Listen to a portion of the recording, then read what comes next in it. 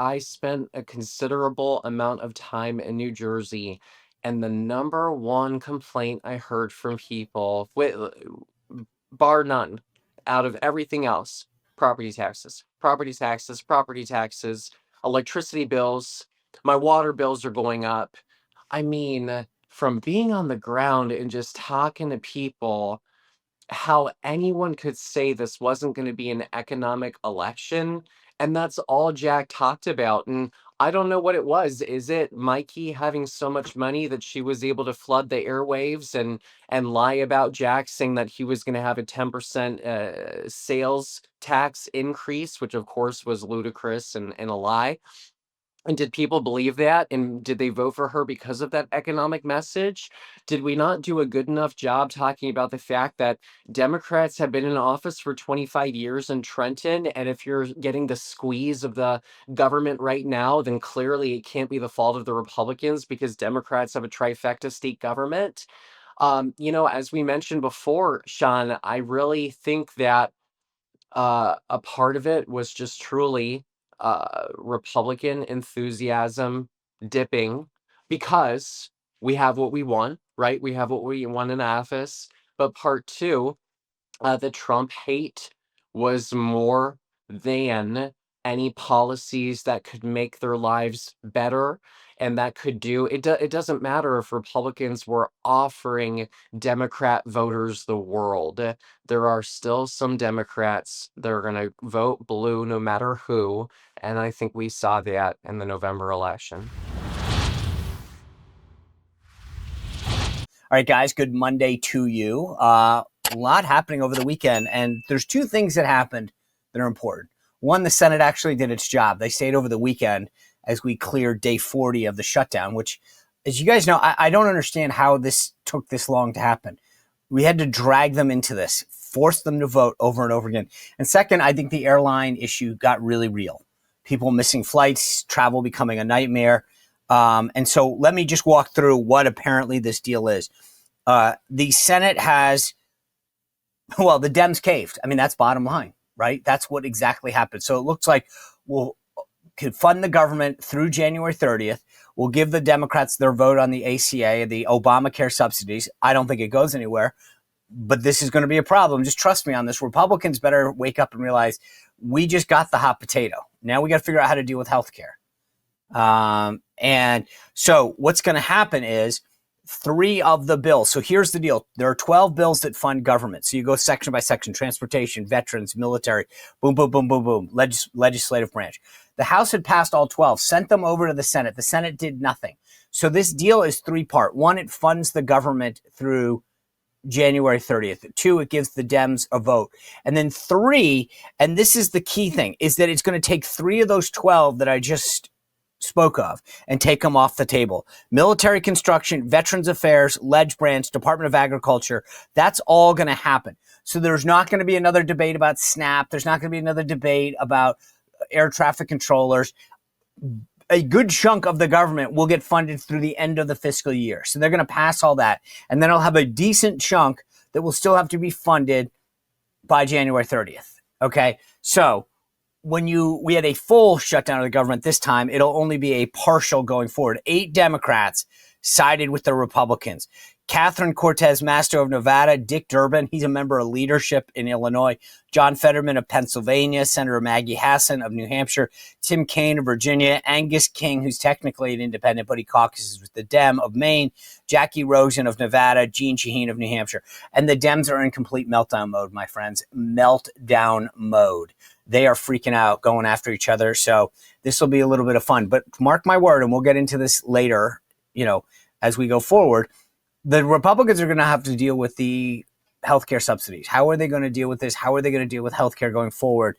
And this is not a simple answer because there's a wide range of Republican belief. I know what I would do, but I don't know that we know what we're going to do as a party. Anyway, as I mentioned, Scott Presler is going to join us. And then a little later in the show, Macy Petty of Concerned Women for America is going to give us her take on the thing. But a big week tomorrow. Guys, I'm going to do this. You remember the road to 270? I'm going to do it for redistricting, state by state. If you want to know if we're going to keep the House of Representatives, you hear about California and Texas. There's like 15, 16 states that are going through the same process. We're going to go one by one through every single state with the leading expert on the Republican side. If you are a political junkie, you do not want to miss this tomorrow. It's going to be, I'm so excited for this show on redistricting state by state. And then we've got a great panel on Wednesday. Erica Donaldson, Steve Cortez are going to be here. It's going to be a great, great week. So do not always make sure you're listening on across all platforms. Subscribe on the audio. Go over to Apple and Spotify. Make sure you're watching on Zoom. Excuse me, on YouTube, not Zoom. Rumble, you know the name. It doesn't cost you anything. Subscribe to them all. It helps us continue the growth of the show, which you guys have been a great part of this. But anyway, thank you for everything that you're doing. Also, before I bring in Scott Presler, this episode is brought to you by Zippix nicotine-infused toothpicks. You guys have seen these things before. These are little toothpicks that if you are a vapor or a smoker, and you know you can't do that in like an airplane or an office building a lot of times, these things will help you quit smoking or vaping, or if you're in a tough place. They have a total nicotine delivery system that satisfies that hand to mouth and oral fixation that's tied to smoking. They've got 6 long-lasting flavors in both the 2 milligram and the 3 milligram strengths. They're perfect, as I said, for restaurants or office meetings or whatever where you can't smoke or vape. But here's the kicker. They've also got one, if you're not a smoker, if you're not a vapor, they've got ones that are just energy toothpicks. So you put those things, you get an amazing pickup. They're proudly made in the USA. They're one of the most cost-effective nicotine products on the market. And like I said, they've got these caffeine energy pickup ones that if that's your thing, they solve that problem too. Ditch the cigarettes, ditch the vapes, gives your lung a break, and focus on Zippix. You can get them at zippixtoothpicks.com. It's Zippix toothpicks.com. Use code Sean for 10% off your first order. Again, that's zippixtoothpicks.com. You must be 21 or older to order. Nicotine is addictive chemical. Zip more, smoke less with Zippix nicotine toothpicks. All right. I also, speaking of great things, it's the holiday season.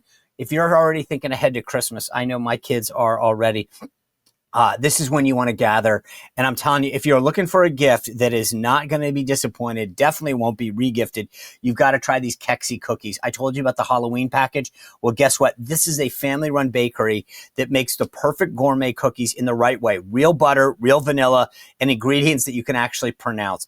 They're handcrafted. They come straight to your door, fresh and unbelievable. Everybody will be talking about your Kexi cookies. I'm telling you, these things are amazing. They're soft. They're full of flavor. And they're Kexi Christmas boxes available now. They've got a limited edition holiday flavors that make for the perfect gift. No one else is going to have these things but you. Order your Christmas Kexi box right now. Go to Kexi, KEKSI.com. And if you want to grab something for their site, use code Sean, SEAN 15 for 15% off your order. That's KexiCookies.com. Go to Kexi.com, rather, KEKSI.com. Use code Sean, SEAN 15 for 15% off your first order. All right, it's my pleasure to welcome back to the show the founder of Early Vote Action, Mr. Scott Presler. Hey everybody, this is Scott Presler. I'm not here to bring you a happy video.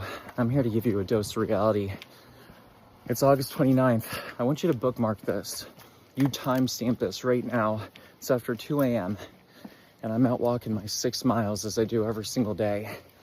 And I'm here to tell you, Republicans are going to lose everything this November unless we change things, and quickly. You're going to lose the governorship in Virginia, and you're going to have a Democrat. You're going to lose the governorship in New Jersey, and you're going to have Mikey Sherrill, Murphy 2.0. And in Pennsylvania, where we have been working tirelessly, nonstop, even since the election, we're on the verge of having 3 Democrat Supreme Court justices retained until 2035. Republicans, I hate to say it, and I love ya, but I'm going to be honest. You are absolutely clueless.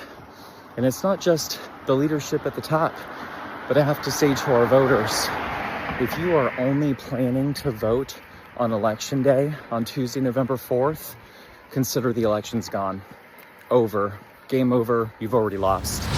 Scott, welcome back to the show. Always good to see you. Wish it was under better circumstances, but let's just lead off with that video I just showed. Explain why you thought what you did in August. Well, thank you for having me back. And so the video you're talking about, it's 2 a.m. and I'm walking my 6 miles like I do every day, and it just hit me. This was back in August of 2025, and I've just been poring over the data for Pennsylvania, for New Jersey, and we just weren't hitting our mail-in voting marks. And I wanted to offer a stern warning to everyone, all of my followers, and say, listen, guys, unless we embrace the early voting, unless we embrace the mail-in voting, unless we get our act together, we're going to get clobbered this November. And I also noted Virginia in there as well. And I filmed that video for a couple reasons. One, I really wanted my warning, hopefully, to light a peaceful fire under people's behinds to go, listen, you won last year, but that's not good enough. Politics is 24/7, 365. There are no years off. And quite frankly, if you want Trump to be a 4-year president, not a 2-year president, that means using 2025 to galvanize voters for 2026. But number two, and I even say it in the video, and I'm not being egotistical by saying this. It's not my intent, but I wanted proof. I wanted a Scott was right video that if my prophecy came true, I wanted to be able to point to people and say, look, I told you, I warned you. Why did nobody listen? Why are we repeating the mistakes of 2022? Why are we not learning from the past in order to win in the future? And I think ultimately, the viewer at home, it's pinned on my X account right now, and I want people to see I tried to warn the public, Sean. Okay, so when you send out that warning, you probably had an intended audience. I mean, it's not. I get you're talking about the public. We all have a responsibility, but who was Yes. it that you were? Was it that you were speaking to the campaigns, the parties, the state party or the national party, outside groups? Like, who was it that you, in the back of your mind, when you posted that video, you said, "Yeah, I want everyone to know," but here's who I really want to know. Trump voters. I wanted President Trump voters that duly elected him with the popular vote in 2024 to understand that if they want this MAGA America First agenda to continue in the future, they have to vote. Listen, we are the low propensity party. And it's not good enough to just have our voters come out for the popular vote every 4 years. Sure, that's great. That will win you the White House, right? But then you're going to lose everything in between. So, no, that message specifically was to our beautiful Trump voters that voted in 2024. And I knew unless we got them to vote early or vote by mail, it was going to end in disaster. So I have my buddy Seth Keshel on the show from time to time, and he talks to me Hmm. about these registration numbers. And he was like, "Hey, look, everything's shifting right, more less Democrat, more Republican." So where's the disconnect? I mean, people are clearly not affiliating with the Democratic Party; they're in disarray, and yet I look at their numbers, and they turned out their people. So I would have assumed on the registration numbers they were going to have a problem, and we would be having an advantage. And yet I look on election night and I'm like, underperform, underperform, underperform. Like, what happened? Well, underperform, I think there is nuance to it.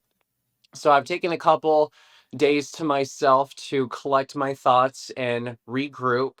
And as I've begun poring over the data, look, I want to apologize. Republicans, you did turn out, and that's the fact of the matter.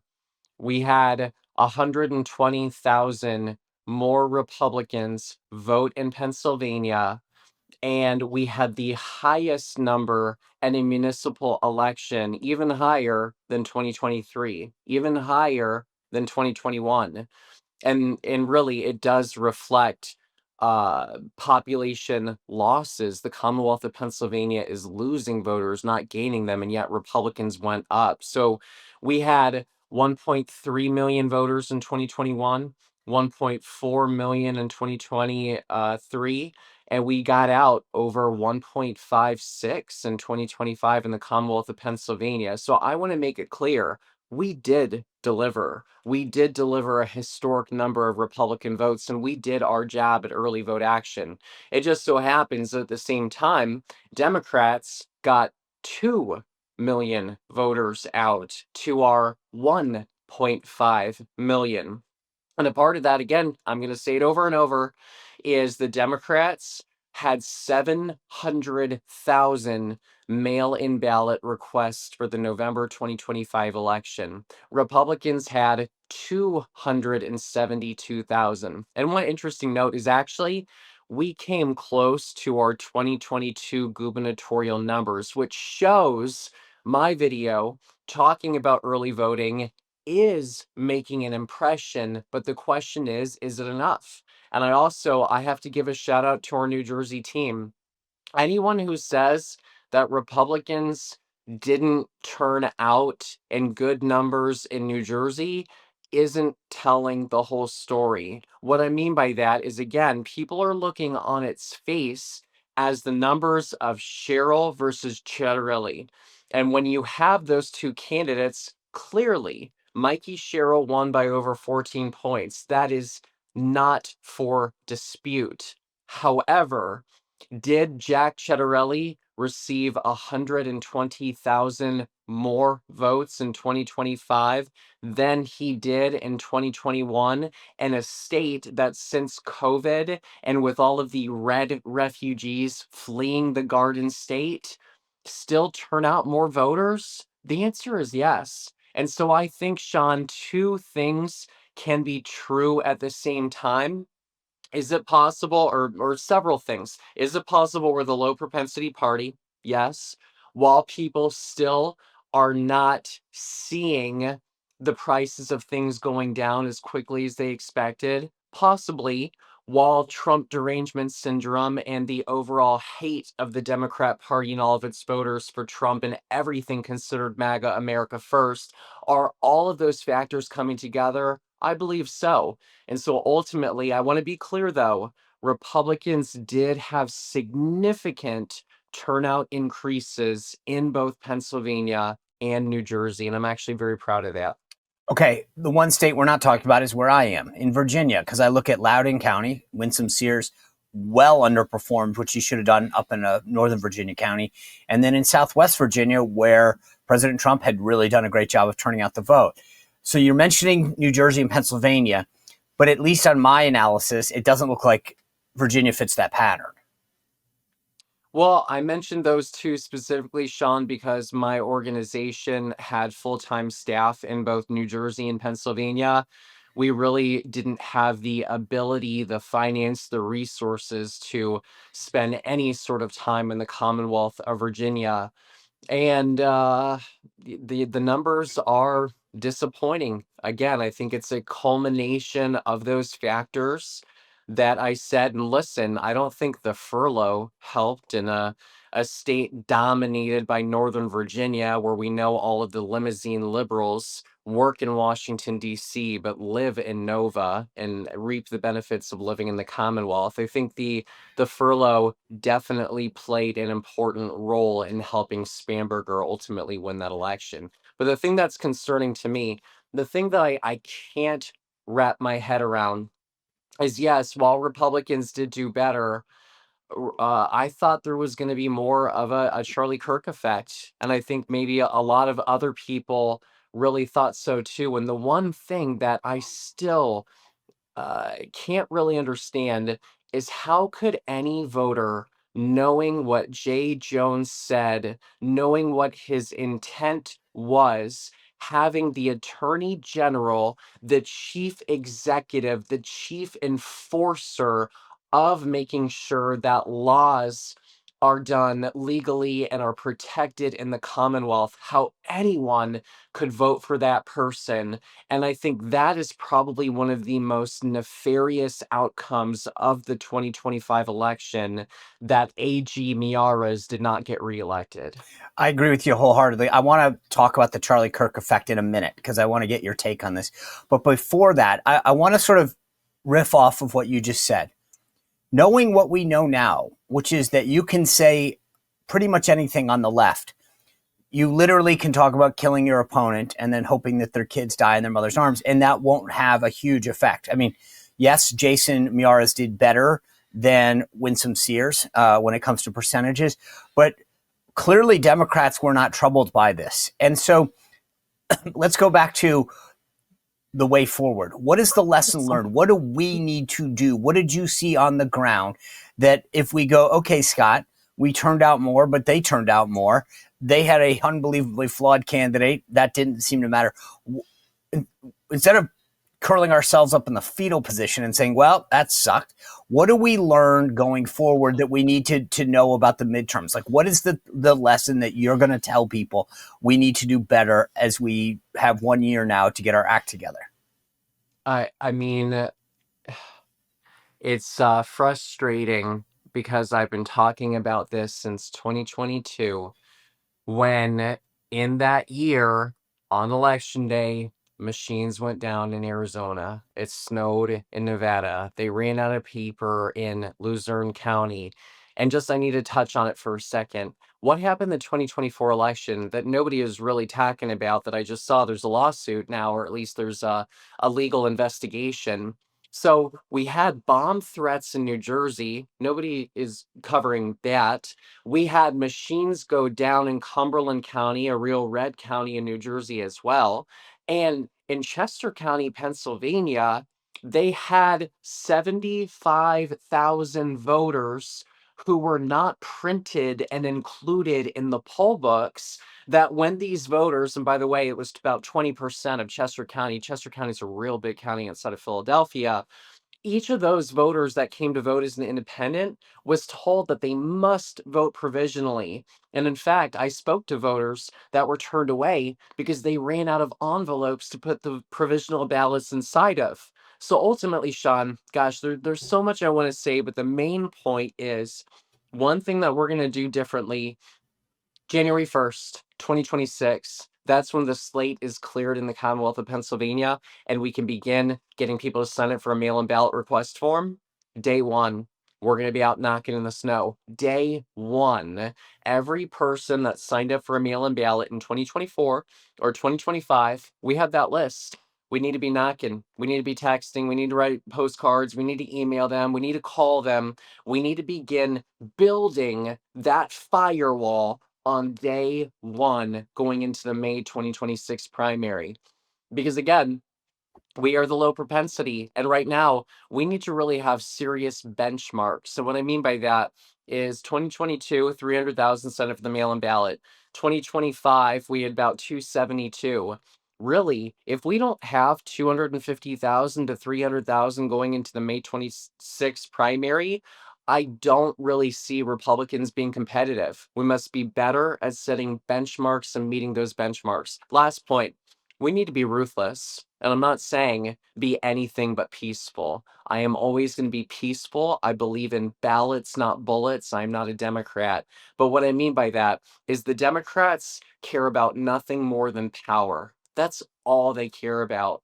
It doesn't matter morality. It doesn't matter policy. It doesn't matter candidate quality. The only thing that gets a Democrat going is ballots into boxes. And that's what the Republican, I'm not saying we don't have morals. I'm not saying we don't have candidate quality. I'm not saying that we don't have good policies that are going to uplift the American people and stop the squeeze of the government. But what I am saying is, in addition to all of those good things that win campaigns, ballots into boxes. And quite frankly, Sean, at this point, I say nuke the gosh darn filibuster, pass election integrity legislation, secure the 2026 elections, pass bill after bill after bill on behalf of the American people, show the Democrats are nothing but do nothing suits, and show the American people we're willing to act, and they will reward us with their votes in 2026. But buyer beware. Keep doing the same thing, Republican Party, and you're going to lose the House of Representatives, and Donald Trump is going to be impeached. Yeah, I'm not sure that the filibuster's going anywhere. I don't disagree with you, Scott. I just for that reason and so many other agenda items, I feel like Republicans are so short-sighted. It's like the Democrats would do this in a heartbeat, and we're sitting back trying to act like. But let me ask you this: when you talk about us being low propensity, Clearly, President Trump can get out the vote. He's shown that now. When you talk to people and you're knocking on doors and saying, hey, would you like a mail-in ballot? Would you like to register to vote? Do you see at the door this disconnect between people saying, yeah, I'm a huge Trump guy. I'm going to vote for Donald Trump. I'm going to do it. But I don't want to vote for a Supreme Court justice in Pennsylvania. I don't want to vote for Jack Ciattarelli in New Jersey. Like, is there a disconnect between people who will vote for Trump but won't vote for another Republican? That's not it in my assessment. So, a couple points of interest. We did a lot of work in Bucks County, Pennsylvania, in 2024. And together as a family, we were able to win with Donald Trump being the first president since 1988 to win the county. And so I've tried to use whatever clout, whatever name recognition I have in that county to help inspire people to continue voting, even in off year elections. And I'll tell you, it was on fire. I'd be knocking on doors. I wouldn't be able to open my mouth without somebody recognizing our work or saying, you have my vote, etc. Where I'm going with this is in the 2023 election, Republicans had 88,000 voters. We got crushed. And it was terrible mail-in ballots, whatever. Republicans this year, we actually got out 15,000 more Republican votes in 2025 a municipal election than we did just 2 years ago. We went from 88,000 to 103,000. Now, again, at the same time, the Democrats got 130,000. So we lost, and we now have a Democrat sheriff and a Democrat district attorney in Bucks County. Ultimately, what I'm saying is, I still think there's the support for the president. There's still support for his policies. But what I found is so interesting knocking on doors in both NJ and PA is the lack of urgency. Now, I want people to rewind for a second. Remember how you felt in 2024. For a lot of people, including myself, this was a live or die election. I think people really believe that, and it was true at the same time. On the verge of nuclear war, the crisis of the border, which was an illegal alien invasion that had Kamala won, gosh, millions more would be pouring into our country every single day. The economy was crushing us, etc. So for those three reasons, there really was an urgency, I must vote. I must vote, or the United States of America will cease to exist as we know it. I think that truly was one of the reasons why we won the popular vote. But then Donald Trump wins. Yeah. Republicans get the House, Republicans get the Senate. That urgency, Sean, was gone. That urgency was over. And the level of, I don't want to necessarily call it apathy. I don't know, complacency. I don't, but I'll tell you one thing I found very interesting knocking on doors in Wallington, which is a very Polish area over in New Jersey. It was like a Trump plus 30 area. I knew it wasn't good when I'm knocking on doors in Wallington and people didn't care. They didn't care about Jack. They didn't care about the governorship. They didn't care about winning. They didn't know about the election and they just seemed happy not knowing about it or not caring about it. And I think, unfortunately, unless we raise back that level of urgency, the necessity of winning elections, 2026 right now isn't looking too good. I think you're right. That sense of urgency, like part of what I've been trying to tell folks is losing the House for Trump will mean impeachment, investigations, Yes. subpoenas. To your point, it's hard to visualize that in some cases to say, oh, there's an urgency because we're going to lose. Because when you have it, and right now we have these majorities, you don't have a full appreciation for what it's like not to have them. But as you were going around, we're talking a little bit about what I like to refer to as the mechanics, the get out the vote effort, the knocking on doors, right? The plan to vote. Then there's the messaging. And there's been a lot of critique that both Winsome Sears in Virginia and Jack Ciattarelli in New Jersey didn't really hit on the affordability message. Talk to me about what you saw on the ground. Is that what was the bigger issue? The mechanics, the messaging, or both?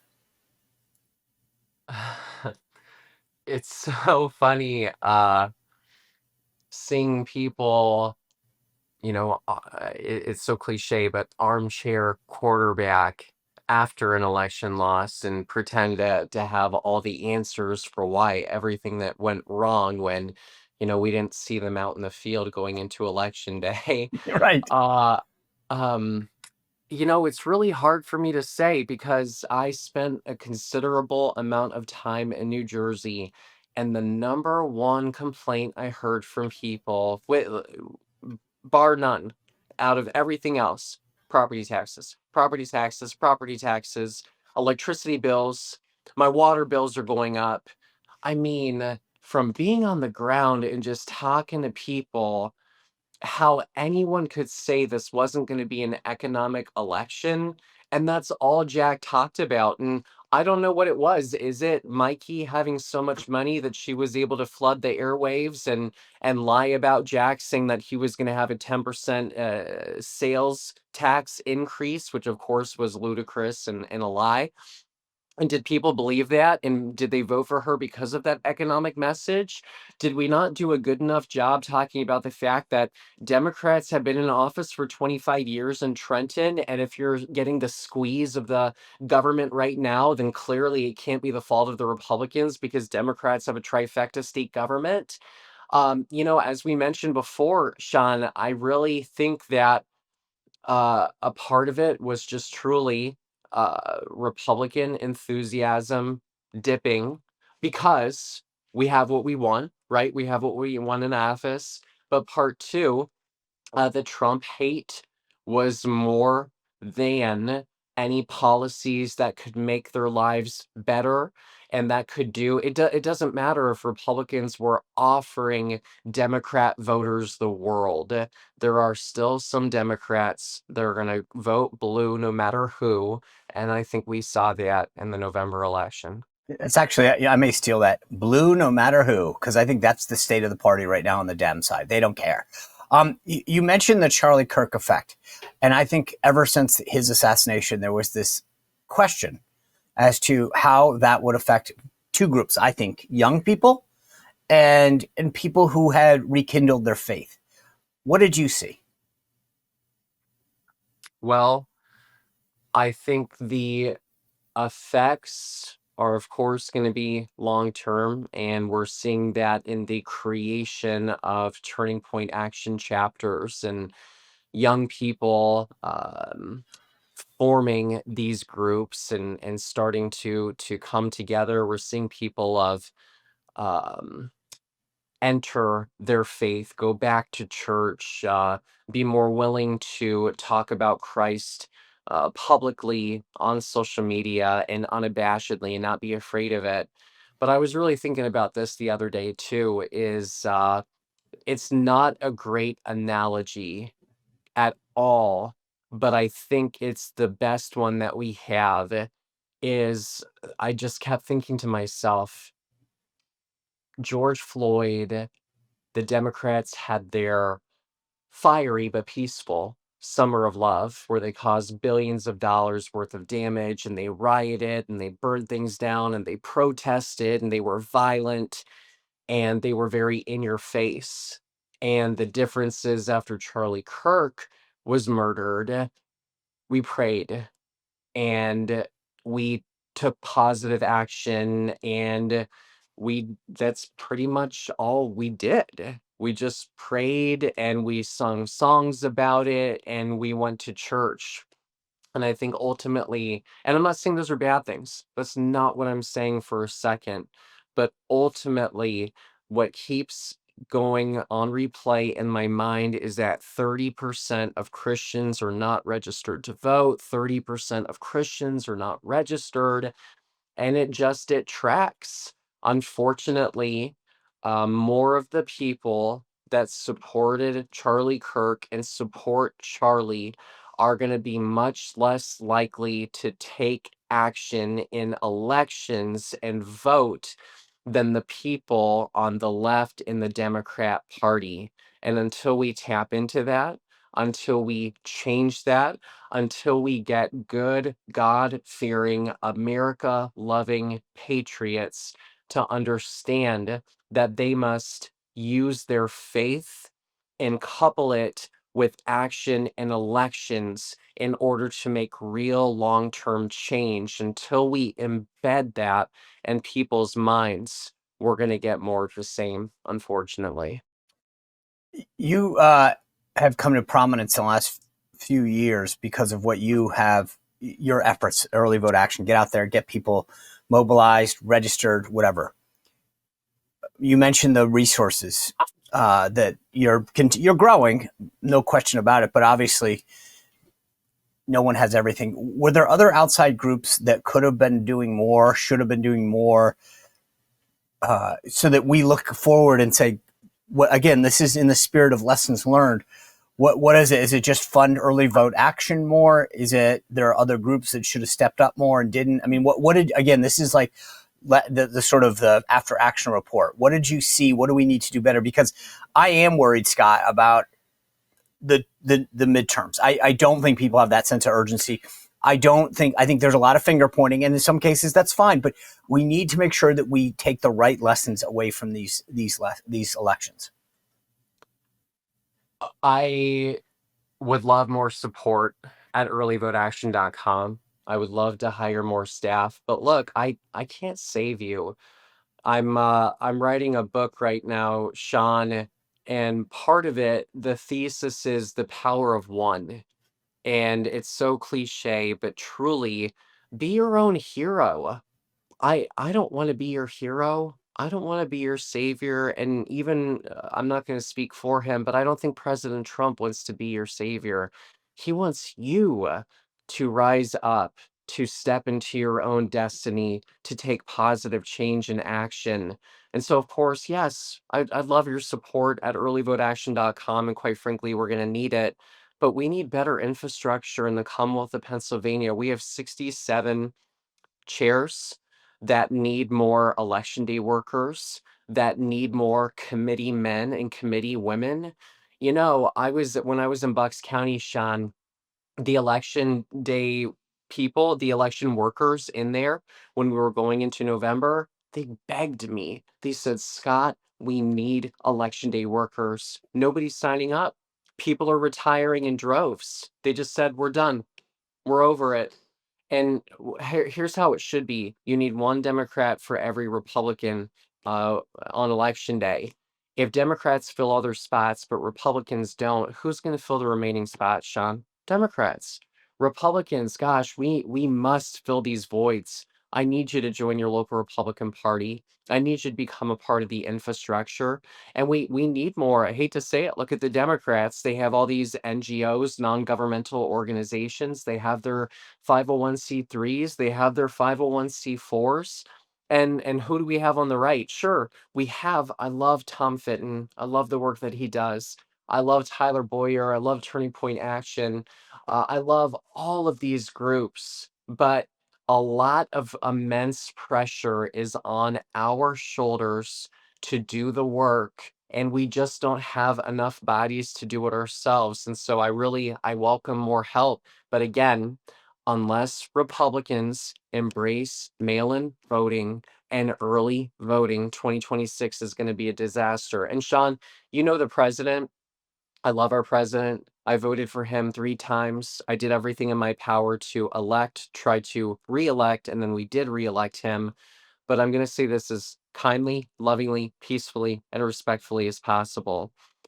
Mr. President, if you see this, please, unless you are going to go ahead with legislation to ban mail-in voting or eliminate it completely, providing for election security, then you must stop attacking the very tool that Republicans need in order to keep the House of Representatives for you, sir. And I mean this very kindly. But if we do not engage in using every single tool available that we use to re-elect you in 2024 with the popular vote and electing Dave McCormick in the Commonwealth of Pennsylvania, then we will lose the House of Representatives and you will be impeached, sir. And I don't want that to happen. But we must use every tool to our advantage in order to win 2026. Scott, I know a lot of people who hear that might say, I agree with you. I need to know that we have election integrity mechanisms or enhancements in place to feel more confident in the system. Do you think that we're headed in that direction? God bless Harmeet Dillon. God bless the Department of Justice Civil Rights Division. And look at what they did for New Jersey. They sent monitors to Passaic County, a Hispanic majority minority county that voted for Trump in 1988, first time that voted for him in 2025. And the county said that they weren't going to have video or monitoring of the elections. And so what did the DOJ did? The DOJ, in an effort to make sure every vote is counted, every vote, neither red nor blue, but every legal and lawful vote is counted, they sent in monitors. And I hope that the DOJ is learning from its lesson of what it did in California and New Jersey in 2025.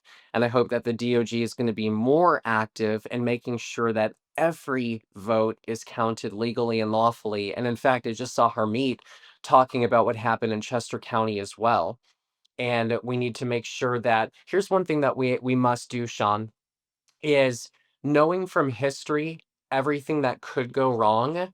If I were the DOJ, I would have a letter that has past mistakes of everything that's going wrong, from machines going out to electricity backup generators to what's your plan if there's a bomb threat, to what's your plan if there's poll books, what is your ABC through Z plan, letting election county boards of elections know basically there are going to be no excuses. There's not going to be if something happens on election day, there will be no ignorance of the law. And we must do a better job holding people accountable, because this wasn't just an error, what happened in Chester.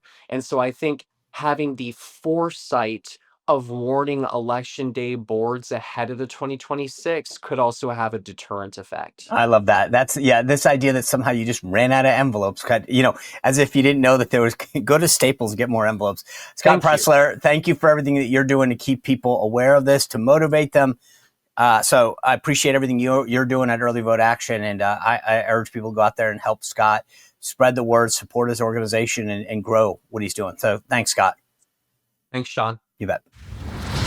Amazing conversation with Scott. I thank him for all of his work. I want to bring in now Macy Petty. She's a legislative strategist at the Concerned Women for America to give us their take on the elections as well. Macy, welcome to the show. I got to ask you guys right off the bat, Concerned Women for America obviously leads nationally, but you guys have chapters everywhere.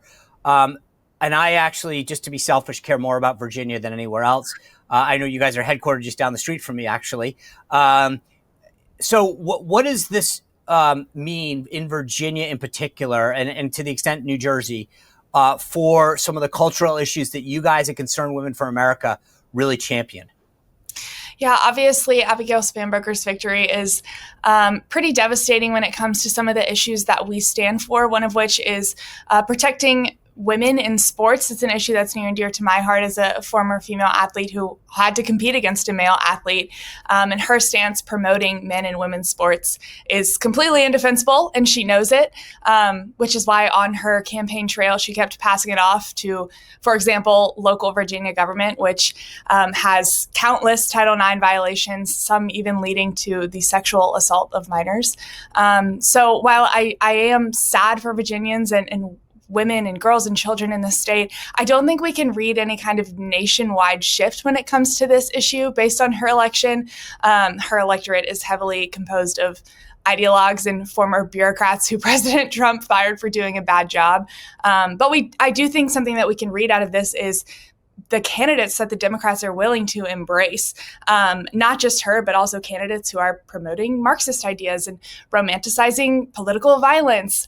This is really fascinating for us at Concerned Women for America, because our exit polling from last year's election said that 70% of voters cared about the issue of men competing in women's sports, and that drove their vote choice. So that's a really interesting take for the Democrat Party to embrace, especially heading into next year's midterms. In Virginia in particular, what's concerning to me isn't just Abigail Spanberger's win, obviously Jay Jones's win as Attorney General, but they now have 64 seats in the House of Delegates and the majority in the state Senate, which means that like these radical agenda policy ideas can actually come to fruition. Abigail Spanberger really dodged the trans issue on the campaign trail. And I think that's got to make you wonder if she really has a secret agenda that she wants to push. Right, exactly. Because like I said, she was dodging it to local government. And in the local government, we're seeing these failures on full display. Is she okay with a Virginia where children are being sexually assaulted in their schools? Apparently, that is devastating. But beyond the trans issue, Virginia is also in the middle of a heated abortion debate, not just for, promoting abortion up to certain measures, but stripping women of all protections, of parental protections, of any kind of safeguards for women when it comes to safe healthcare. So this is devastating for women and children and families statewide. Well, I agree with you. One of the things that I don't think people fully appreciate is that if Virginia has its way under the Democrats, parents are potentially going to lose the ability to know whether their child is trying to get an abortion. Yeah, absolutely. And that is, of course, sad when it comes to parental and family rights, but also for children who are the, prime target for some of these people who are just out to steal, kill, and destroy people and their bodies and, of course, their children. There's an issue that you guys, again, I always say that Concerned Women for America is like the tip of the spear when it comes to cultural issues. You guys are ahead of the curve. Like you'll fight something, I'll be like, interesting. I'll see a tweet or a statement from you guys. And then like 6 months later, everybody else is on board. And so I kind of look at it like Nancy Pelosi's stock trades. Like, you know where the market's going. So this was interesting because I saw you guys calling for the resignation of the CEO of the U.S. Olympic Committee. And I'm like, okay, if Concerned Women for America is out there pushing this, this is where the ball's going. And so explain what the issue is at stake. Yeah, I'm very proud. CWA has always been ahead of the curve, especially when it comes to men competing in women's sports. Like I said, that was something that I had to face head on when I was a college athlete, and I played against a man 6 or 7 years ago. There was not a debate happening on a national stage by any means, but CWA was there to amplify my voice and to stand for truth on the issue even before it was politically popular. But here we are again. Last week, we called on the resignation of the CEO and of the U.S. Olympic Committee. She has absolutely failed her obligations to the American people, including the 500,000 CWA members nationwide. Hirschland has an obligation as her role as CEO of the U.S. Olympic Committee to promote fairness, be a voice for fairness and opportunity in athletics, but instead she has allowed America to become a place of rampant discrimination that jeopardizes female safety, of course. And so our ask was simple. We have been asking this for a long time. We sent her a letter early last year just to implement a one-time cheek swab to protect the female category. This is more than reasonable. When I was an NCAA athlete— A one-time what? A one-time cheek swab. That's all it takes to verify someone's sex.